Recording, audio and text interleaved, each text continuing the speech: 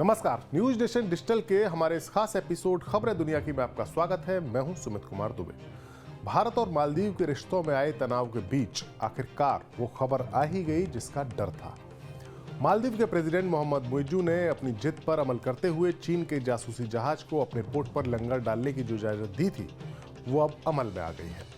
Media reports के मुताबिक चीन का जासूसी जहाज जियांग योंग होंग 3 मालदीव पहुंच गया है। भारत के लिए ये एक बुरी खबर है। वो इसलिए क्योंकि मालदीव भारत का पड़ोसी है और हिंद महासागर में चीन के इस तरह के जहाज जासूसी करके हिंद महासागर में मौजूद भारत के नेवल ठिकानों को खतरा पहुंचा सकते हैं। हालांकि चीन इन्हें अपना रिसर्च शिप बताता है, लेकिन चीन अक्सर जितना बताता है उससे कहीं ज्यादा छिपाता है। मुइज्जू को पता है कि उसके पोर्ट पर चीनी जासूसी जहाज का आना भारत के लिए कितना परेशानी भरा है, लेकिन इसके बावजूद उनकी सरकार भारत के जले पर नमक छिड़कने के लिए सफेद झूठ बोल रही है कि ये चीनी जहाज मालदीव के तटों पर रिसर्च करने यानी जासूसी करने का काम नहीं करेगा। ऐसा मालदीव की सरकार का कहना है। लेकिन कई एक्सपर्ट्स ऐसा मानते हैं कि चीन के रिसर्च जहाज इस इलाके का सर्वे करके अपने मुल्क की पनडुब्बियों के नेविगेशन के लिए मैप और बाकी का डेटा इकट्ठा करते हैं ताकि ऑपरेशन के वक्त उनकी पनडुब्बियों को अपने ऑपरेशंस को पूरा करने में कोई रुकावट ना आए, सटीक रास्ता उन्हें पता हो। यही नहीं, चीन के जहाज सर्वे के अलावा जासूसी करने वाले इक्विपमेंट से पूरी तरह से लैस होते हैं और इनकी इलेक्ट्रॉनिक सर्विलांस की जद में भारत के कई नेवल ठिकाने आ सकते हैं जो साउथ इंडिया में मौजूद हैं। इसके अलावा इसरो के सेंटर भी इनकी जासूसी के जद में आ जाते हैं। पहले चीन अपने जहाज़ों को रुकवाने के लिए भारत के पड़ोसी श्रीलंका का इस्तेमाल करता था। उनके पोर्ट्स पर चीन के जहाज रुकते थे, लेकिन जब भारत ने श्रीलंका पर दबाव बनाया तो श्रीलंका ने चीन के इस तरह के रिसर्च शिप्स पर अपने पोर्ट पर रुकने के लिए पाबंदी लगा दी, जो पाबंदी 12 महीने तक बरकरार रहेगी। इसी वजह से चीन ने अब मालदीव के तौर पर एक ऐसा देश खोज लिया है जहां वो अपने शिप्स को रुकवा सकता है हिंद महासागर के इलाके में। दरअसल मोहम्मद मुइज्जू जब से मालदीव के राष्ट्रपति बने हैं तब से वो लगातार अपने मुल्क में भारत विरोधी माहौल को हवा दे रहे हैं और चीन के साथ दोस्ती को बढ़ा रहे हैं। सत्ता संभालने के बाद वो परंपरा को तोड़ते हुए अपनी पहली स्टेट विजिट पर भारत की बजाय चीन गए थे, जहां चीन के साथ उन्होंने 20 समझौतों पर दस्तखत करके किए और वापस लौटते ही भारत के खिलाफ काफी बयानबाजी भी की। मालदीव इस वक्त चीन के कर्ज के जाल में बुरी तरह फंसा हुआ भी है।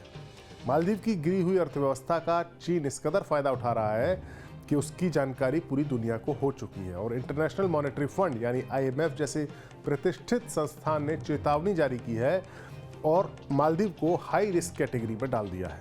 IMF ने मालदीव के विदेशी कर्ज का कोई आंकड़ा तो पेश नहीं किया, लेकिन ये जरूर कहा है कि मालदीव को तत्काल अपनी नीति में बदलाव करने की जरूरत है। इस संगठन ने देश की अर्थव्यवस्था की समीक्षा की यानी मालदीव की, और कहा कि अगर नीतियों में बड़े बदलाव नहीं किए जाते हैं तो कुल राजकोषीय घाटा, सरकारी कर्ज ऊंचा रहने का अनुमान है। दरअसल मालदीव की इकोनॉमी काफी कुछ टूरिज्म पर निर्भर करती है। मालदीव अब चीन की मदद से हवाई अड्डों का विस्तार करने की प्लानिंग कर रहा है और होटलों की संख्या बढ़ाने की बात मुइज्जू सरकार कर रही है, ये उसकी योजना है। लेकिन चीन के इस कर्ज को लेकर ये सारे प्लान होंगे, इम्प्लीमेंट करने की योजना है, लेकिन चीन का यही कर्ज IMF ने चीन के इसी कर्ज को लेकर मालदीव को आगाह किया है। IMF ने कहा है कि आगे क्या होगा इसे लेकर अनिश्चितता बनी हुई है और इसमें काफी जोखिम है। दरअसल मालदीव अपने कर्ज के जाल में, जो चीन के कर्ज के जाल में मालदीव फंस रहा है, उसकी शुरुआत अब्दुल्ला यामीन के दौर में हुई थी, जब वो साल 2013 में मालदीव के राष्ट्रपति बने थे।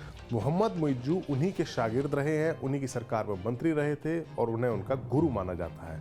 अपने 5 साल के कार्यकाल में यानी 2018 तक यामीन ने चीन के साथ कई समझौते किए। वर्ल्ड बैंक का एक आंकड़ा आया था जिसके मुताबिक साल 2021 में मालदीव पर चीन का कर्ज $3 अरब से ज्यादा हो चुका है, जो उसके टोटल विदेशी कर्ज का 42% था यानी 42%। ये यामीन ही थे जिन्होंने भारत के खिलाफ इंडिया आउट का नारा लगाया था, जिसे मुइज्जू ने फॉलो किया। इसी नारे का इमोशनल इस्तेमाल करके मुइज्जू पिछली साल सत्ता में आए, इलेक्शन जीता और सत्ता में आए और भारत के खिलाफ उन्होंने बयानबाजी शुरू कर दी। भारत और मालदीव के बीच तनाव सोशल मीडिया पर भी काफी ज्यादा फैला और मुइज्जू के 3 मंत्रियों ने भारत के PM नरेंद्र मोदी के खिलाफ अशोभनीय टिप्पणियां भी की। इसके बाद से ही भारत में एक टूरिज्म डेस्टिनेशन के तौर पर मालदीव के बॉयकॉट करने का अभियान चला और अब इसका असर भी दिख रहा है। पिछले साल जहां मालदीव पहुंचने वाले टूरिस्ट्स की संख्या में भारतीय पहले नंबर पर थे, तो अब वहीं साल 2024 के अभी तक के जो आंकड़े आए हैं उनके मुताबिक चीनी पर्यटक नंबर 1 पर पहुंच गए हैं। भारतीय पर्यटक अब 5वें नंबर पर हैं। मालदीव के पर्यटन मंत्रालय ने जो आंकड़े जारी किए हैं उनके हिसाब से देखें तो इस साल मालदीव में अब तक कुल 2,14,470 पर्यटक आए हैं। इनमें से चीन के सबसे ज्यादा पर्यटक 23,972 थे। चीन के बाद रूस के पर्यटकों की संख्या है जो 21,898 है। भारत के कुल 16,536 पर्यटक इस साल मालदीव पहुंचे हैं।